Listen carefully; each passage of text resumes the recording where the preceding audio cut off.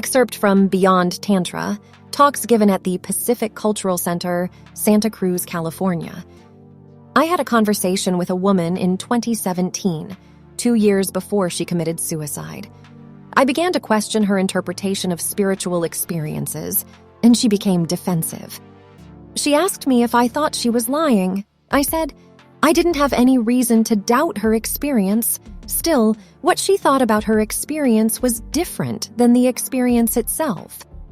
Just as the cook, the cooking, and the soup are 3 different things, the experience, our interpretation, and the meaning we create are 3 different things. The experience can be real, and the meaning be very distant from reality.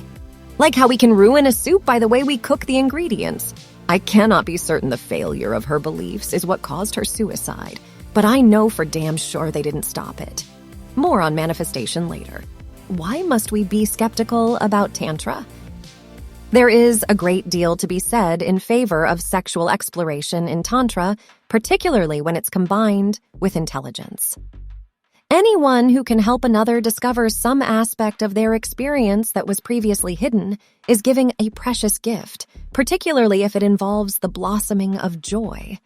Another thing to be said in favor of Tantra is they will dare to handle sexuality, where others who may be far more skeptical will not. That has value and a downside. Tantra deals with intensity. Consider this valuable sutra from Vivian Bahirava Tantra. Begin quote, "When a mood against someone or for someone arises, do not place it on the person in question, but remain conscious." End quote. This practice is something many people cannot do once their intensity crosses a certain threshold. They will either express, deny, or try to alter the feeling rather than just sitting with it and burning in the pillar of emotional fire.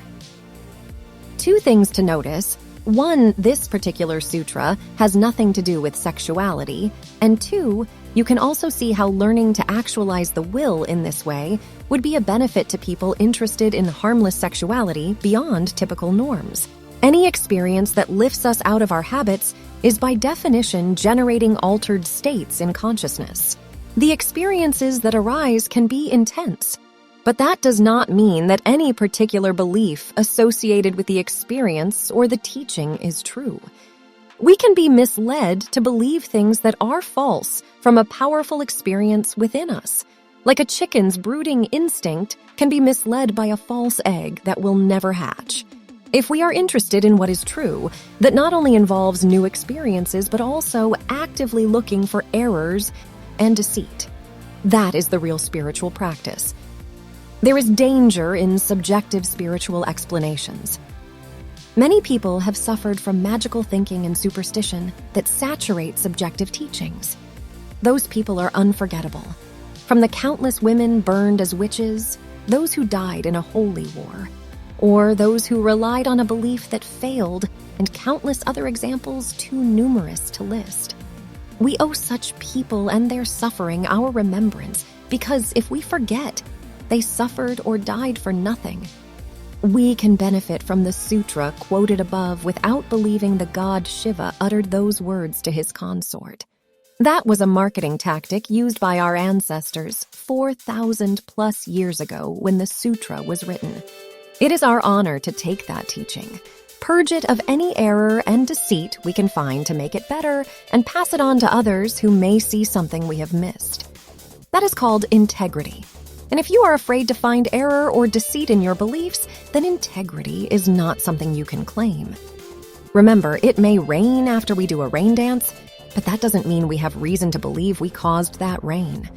Most people would agree with this, but then, when I say exactly the same reasoning applies to their beliefs about manifestation, that if they do the right thing, then money will follow, well, they tend to get a bit touchy.